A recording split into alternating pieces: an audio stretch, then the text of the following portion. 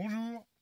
Eh bien, si tu écoutes ce message pour toi, c'est que tu as certainement eu un entretien avec Waddle ou Franck, ou peut-être même un de leurs collègues, sur une des places des grandes villes de France, telles que Bordeaux, et que cet échange a certainement, si ce n'est éveillé, tout du moins piqué ta conscience au moment où ils t'ont parlé de jugement, de péché, de ces notions qui nous paraissent si lointaines et religieuses, voire archaïques, mais qui continue malgré tout à travailler nos cœurs, parce que la Bible déclare dans l'Ecclésiaste, alors Ecclésiaste, c'est un livre de la Bible, au chapitre 3 et verset 11, que Dieu a placé dans le cœur de l'homme la pensée de l'éternité, et que nous sommes ainsi faits.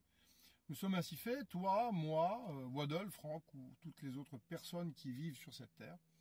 Eh bien, nous sommes dotés d'une âme, et que cette âme a une conscience, et que cette conscience sera appelé un jour à comparaître devant Dieu pour pouvoir répondre de ces choses. Maintenant, ce sont des mots qui ne nous font pas forcément plaisir, ni à toi ni à moi. J'aurais honnêtement préféré que les choses en soient autrement. Mais voilà, la réalité est telle que aujourd'hui, nous sommes baignés dans un brouhaha d'un monde qui nous entoure et qui, dépourvu de Dieu, et tu vois qu'ici, je ne te parle pas de religion, mais de Dieu, parce qu'à côté de ça, eh bien, Waddle, Franck ou encore moi, ne sommes religieux pour pas un sou. Voilà. Nous sommes surtout des gens qui ont fait une expérience avec quelqu'un qui est vivant, avec Jésus. Même si encore une fois, ça fait bizarre d'entendre Jésus dans la bouche de jeunes.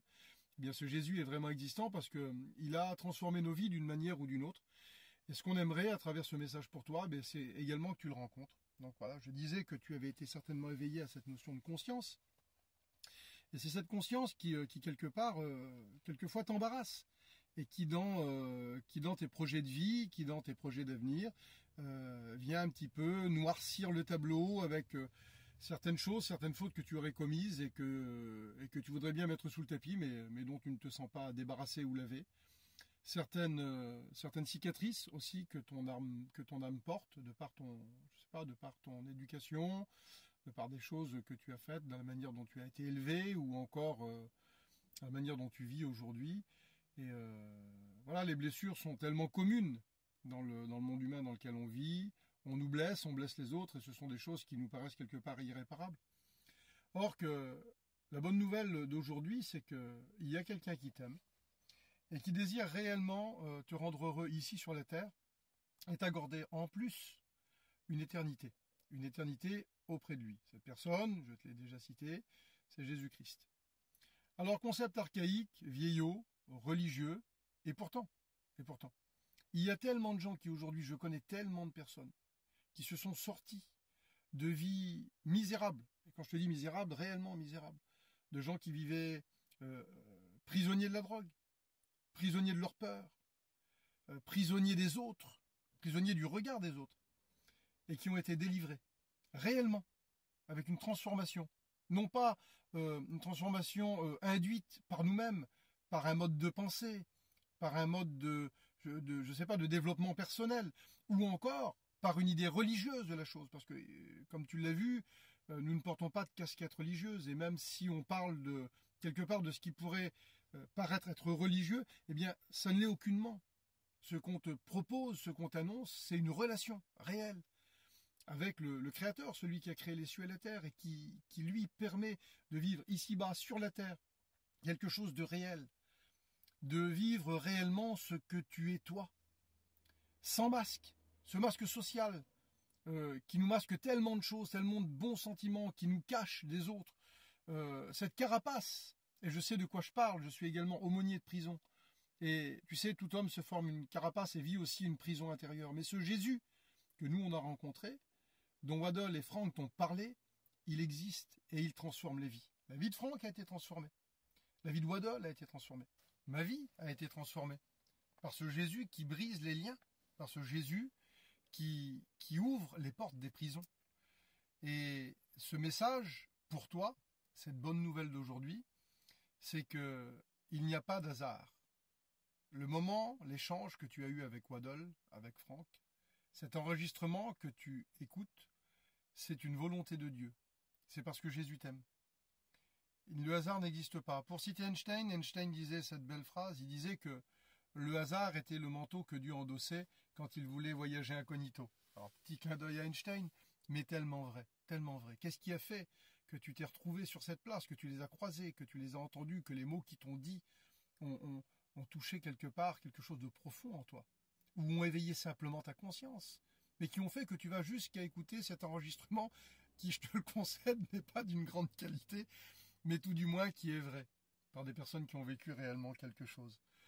Donc à côté de ça, ce qu'on désire réellement, c'est que tu puisses prendre conscience que ce Jésus t'aime, qu'il veut te délivrer du péché qui te fait tant de mal, qu'il veut t'accorder une place avec lui, au siècle des siècles, comme le dit la Bible, et qu'à travers ça, tu puisses toi aussi devenir une porte pour les autres, une porte pour ceux qui ont besoin d'une sortie quelque part dans leur vie, un moyen d'accès à ce que Dieu veut donner aux autres. Parce qu'en définitive, tout est histoire d'amour. Tu sais, l'amour n'est jamais une faiblesse, mais toujours une force. C'est l'amour qui nous conduit à peupler le monde. C'est l'amour qui nous conduit à faire le don de nous-mêmes. C'est l'amour qui nous conduit à aimer certaines personnes plus que nous-mêmes. C'est l'amour qui nous conduit à avoir une vie sociale. C'est l'amour qui nous conduit à aller jusqu'au bout des choses. C'est l'amour. Et cet amour-là, eh bien, Dieu, Jésus, le Saint-Esprit, eh bien, ils veulent le déverser dans ton cœur, de manière à ce que tu puisses toi également le vivre. Mais pourquoi ? Et combien ? Parce que bien souvent, on nous demande combien ça coûte ou pourquoi on fait ça. Eh bien, on le fait simplement parce que cet amour nous a frappé un jour, à nous aussi, et que l'amour des autres a été déversé dans nos cœurs. Comme ça sera le cas pour toi, si tu te tournes vers Jésus, parce que ces sentiments découlent après en nous, et ils nous permettent de vivre une vie pleine, remplie de bonnes choses. Malgré ce que nous sommes, je te ferai remarquer. Parce que nous ne vivons pas de paradis sur terre. Mais malgré ce que nous sommes, malgré nos défauts, nous ne nous disons pas parfaits, nous ne le sommes d'ailleurs pas. Mais le Seigneur nous permet réellement de vivre une vie pleine, une vie consciente ici et maintenant, de manière abondante, de manière vraie, sans masque. Et ça, quel bonheur. Si tu saurais quel bonheur de pouvoir regarder les autres sans masque, d'être qui l'on est, de savoir qui l'on est, et de savoir que Jésus nous aime et que malgré ce qu'on a fait dans le passé, si nous lui demandons pardon, nous savons qu'en lui nous avons le pardon de nos péchés. Et le roi David s'écriait dans un des psaumes, il s'écriait que bienheureux est l'homme ou la femme à qui le péché a été pardonné. Et par le fait, quel bonheur de savoir que nos fautes puissent être pardonnées.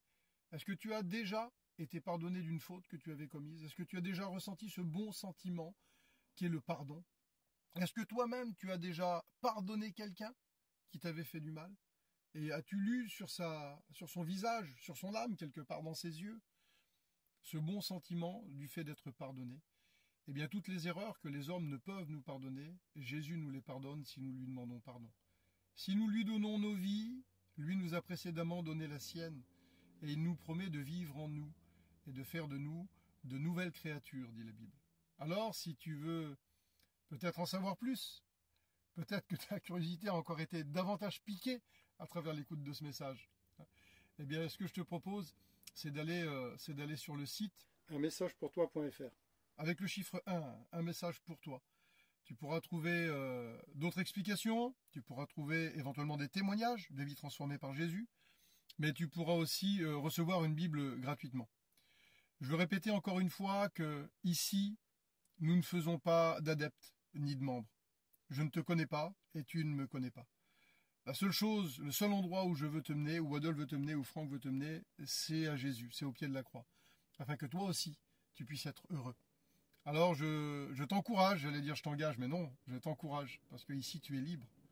Je t'encourage à aller jeter un coup d'œil sur le site et à demander une Bible. Ou à en prendre une au premier libraire que tu trouves et à lire la Bible. Commence par l'évangile de Jean dans le Nouveau Testament. Et tu découvriras que la parole de Dieu, ce livre ancien, est en fait vraiment d'actualité. Et qu'à travers la lecture de ces lignes, tu verras comment cette parole, elle est vivante. Et comment, à travers le fait de lire un seul livre, tu verras quelque part un reflet de ton âme. La Bible, elle dit d'elle-même qu'elle est le miroir dans lequel on peut se regarder spirituellement. Alors je termine ce message pour toi en t'encourageant à ne pas laisser passer cette occasion, à essayer de comprendre que si Dieu existe, si réellement on dit vrai, si ce n'est pas de la religion ancienne, si ce n'est pas des bêtises d'hommes, si ce n'est pas simplement le fait d'être abruti par des gens qui nous domineraient par quelque chose ou par d'autres, mais si réellement Dieu existe, à combien ça vaut le coup, à combien ça vaut le coup de pouvoir le rencontrer. Alors je te laisse avec ça. Que Dieu te bénisse. Au revoir.